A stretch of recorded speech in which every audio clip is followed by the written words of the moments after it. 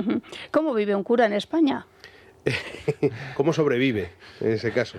Richard, cuando preparábamos la entrevista, como es un programa de economía, estábamos hablando de liberalismo, catolicismo, el capitalismo, todo esto, y decía, yo creo que lo que más le interesa es la economía diaria de un sacerdote. Eso es muy interesante. Porque esto de vivir como un cura, yo creo que ya esa expresión no está muy adaptada a los tiempos. Hace ya años que ya no es nada, o sea, sería algo contrario a lo que se suele referir en el dicho popular, porque no se vive muy bien, pero también tiene mucho que ver con las cuestiones que me imagino que les interesan, porque el que los curas hoy en día, por ejemplo, económicamente vivan mal, se ha buscado intencionalmente también con una serie de intereses que tienen mucho que ver. Por ejemplo, el hecho de que precisamente porque la Iglesia se ha convertido en una estructura muy autoritaria, yo hablo de la estatalización de la Iglesia en el sentido de que ha asumido una forma de gobierno de tipo estatista y que no es propia de la Iglesia para nada, porque el estatismo como tal, eso sí que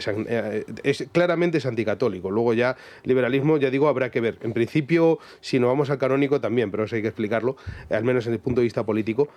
Pero el asunto es que se ha elegido que los curas vivan mal para que no puedan tener acceso a la propiedad, porque por lo tanto así no tienen acceso a la libertad y entonces está todo mucho más sujeto. Eso es gravísimo. Y eso además es en España en particular. En España es de los sitios donde los sacerdotes a nivel económico, material, viven peor del mundo.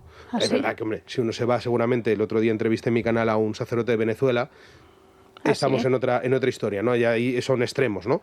Pero la mayor parte, por ejemplo, de Hispanoamérica, un sacerdote suele tener un medio de vida equiparable a un profesional de un nivel medio, con lo cual, digamos, puede vivir, puede tener un acceso, por ejemplo, a eso, a propiedad. En España, un sacerdote por medios propios, nosotros cobramos menos del salario mínimo porque estamos fuera del Estatuto de los Trabajadores. En el fondo vivimos en régimen de esclavitud, si uno quisiera, digamos, decirlo en sentido estricto, es decir, trabajamos exclusivamente por la comida. Que el obispo, por ejemplo, tiene la obligación, porque los sacerdotes seculares están sujetos a un obispo, tiene la obligación de proporcionarle a un sacerdote los medios, lo que se suele llamar una congrua sustentación. Eso es lo que dice el código nuevo, ¿no? Que es, pues eso, que puedas mantenerte. Claro, el problema que es que como no está establecido qué significa eso, uno dice, hombre, pues estamos bien comidos, ¿sabes? Si me explico. Sacerdotes en España no pasan hambre, eso también hay que decirlo, ¿no? Pero ya sabemos que la pobreza no quiere decir no pasar hambre. Eso ya estaríamos en niveles de tercermundización que sería alarmante que nos pusiéramos en ese plan. Aunque hay sitios donde los sacerdotes en el mundo, hay sitios donde pasan hambre, eso también. Pero en España sería un escándalo terrible. Ahora la cuestión es, ¿puedes tener acceso a tener propiedad privada? Bueno, los sacerdotes, por ejemplo, solemos tener coche. ¿Por qué? Pues porque yo, por ejemplo, he sido párroco de varios pueblos, necesariamente tienes que tenerlo, pero te lo tienes que comprar tú. Claro, cuando el salario actual de un sacerdote suele ser en torno a los 1.000 euros al mes, en 14 pagas. Entonces está un poquito por debajo del salario mínimo. Se ha aumentado. Se ha aumentado porque cuando yo me ordené, hace 18 años, era 800 euros al mes, ¿no? Entonces, ¿es verdad que luego tiene algún suplemento? Sí, si tienes algunos cargos en particular, por ejemplo, los que son vicarios o cosas así pueden tener algo más, pero un párroco, por ejemplo, gana eso. Aparte, luego te puedes tener los estipendios de las misas, que son donativos para la misa. Eso, según el derecho, corresponde al párroco, o sea, al sacerdote que celebra la misa.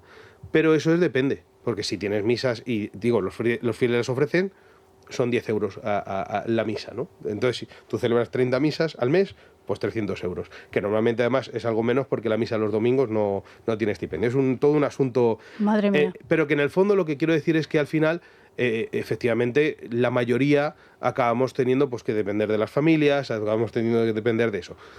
¿Está mal? No, es una realidad que vivimos con mucha paz, no hay ningún problema, pero sí que es cierto que se ha buscado que sea así. Antiguamente no era así. Antiguamente un sacerdote había siempre muchas escalas, quiero decir, depende en qué destino estuvieras, etcétera, pero solía acceder a un cierto patrimonio, pues por ejemplo, tener una casa en propiedad, de tal manera, por ejemplo, para cuando no se tuviera que retirar o una cosa así. No era una cosa extraña. Hoy en día lo puedes tener si tienes una herencia, pero no lo hay. Y esto digo que se ha buscado porque en España los sacerdotes no estamos en el Estatuto de los Trabajadores. Esto es un acuerdo entre el Estado y la Santa Sede.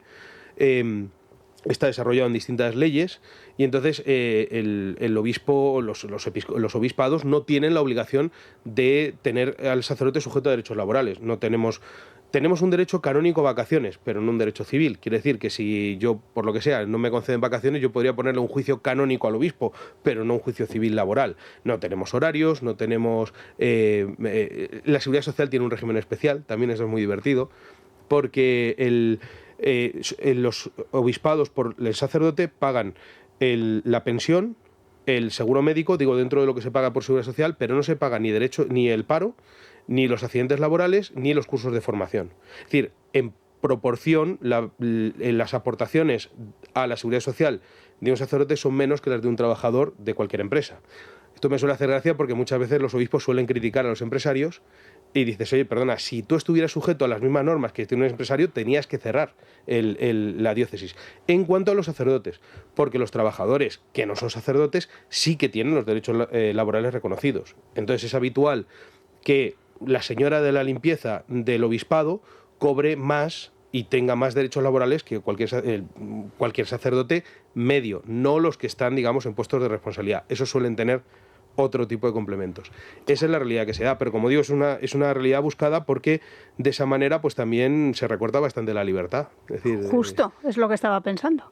Al final uno dice... Dependes de un poder. Sí. Porque sí. eso suena mucho a la política, ¿no? En otros países no es así. Por ejemplo, qué sé yo he vivido en Estados Unidos. Que le en caigas Estados bien al Unidos, obispo. Sí.